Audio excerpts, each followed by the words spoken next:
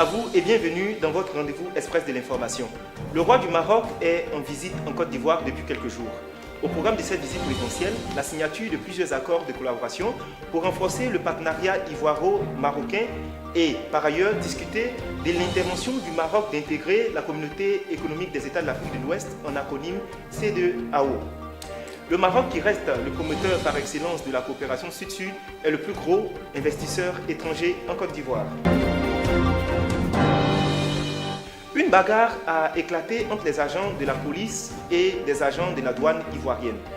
Et plusieurs tirs ont renforcé cette terreur qui a perturbé la quiétude du plateau.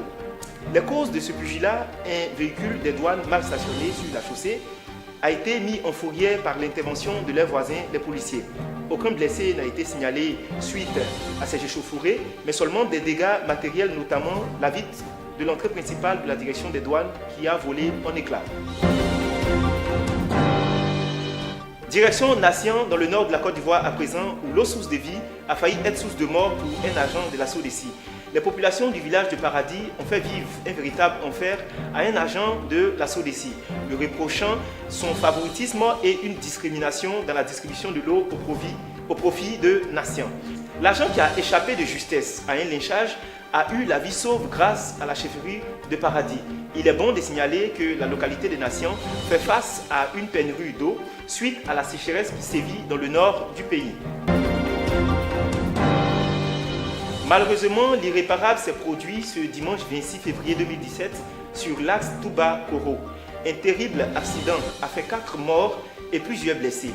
Un véhicule de transport communément appelé Massa, qui venait de Daloa, a terminé sa course dans les ravins, ôtant la vie à 4 personnes et enregistrant plusieurs blessés. Les sapeurs-pompiers, une fois sur les lieux, ont eu pas mal de difficultés à extraire les victimes des véhicules. On ne le dira jamais assez, vigilance, vigilance et prudence sur nos routes.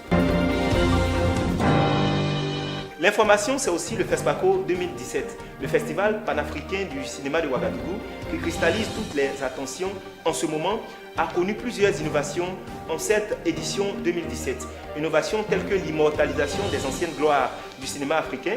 Le cinéaste ivoirien Kramo Lanciné, victorieux des talons d'or du FESPACO 1981, a été immortalisé à travers une plantureuse statue de bronze qui a été inaugurée en présence de plusieurs personnalités dont le ministre ivoirien et burkinabé de la culture, plusieurs festivaliers et des cinéastes. Tandis qu'ailleurs, celui qui a plus d'une femme est traité de tous les noms d'oiseaux, en Érythrée, les hommes ont le choix entre la polygamie et la prison. Et oui, une nouvelle loi a été rendue publique et stipule en ces termes. En se basant sur le jugement de Dieu à propos de la polygamie et des circonstances actuelles du pays, qui met en avant le fait que les femmes sont plus nombreuses que les hommes, le département érythréen des affaires religieuses a pris la décision suivante. D'abord, tout homme doit absolument prendre plus d'une femme, c'est-à-dire au moins 2 femmes, et il ne doit pas s'opposer à cette décision, sinon il risque de purger une peine d'emprisonnement à vie avec à la clé des travaux forcés. Et les mauvaises nouvelles continuent de s'empiler dans le secteur du showbiz et de l'art en Côte d'Ivoire. Le comédien et humoriste Guéhiver a été victime d'un AVC. Le drame est survenu chez lui, à domicile à Port-Boué, quartier Gonzagueville. Heureusement, il a été transféré d'urgence dans une clinique de la place. L'artiste qu'on ne voyait plus sur nos écrans connaîtrait actuellement de grosses difficultés financières qui l'ont obligé à déménager de son quartier de Yopougon pour s'installer dans le quartier précaire de Gonzagueville. Son épouse en appelle aux autorités et aux personnes de bonne volonté de bien vouloir sauver Guéhiver, celui que l'on appelle affectueusement le lui de finesse ivoirien.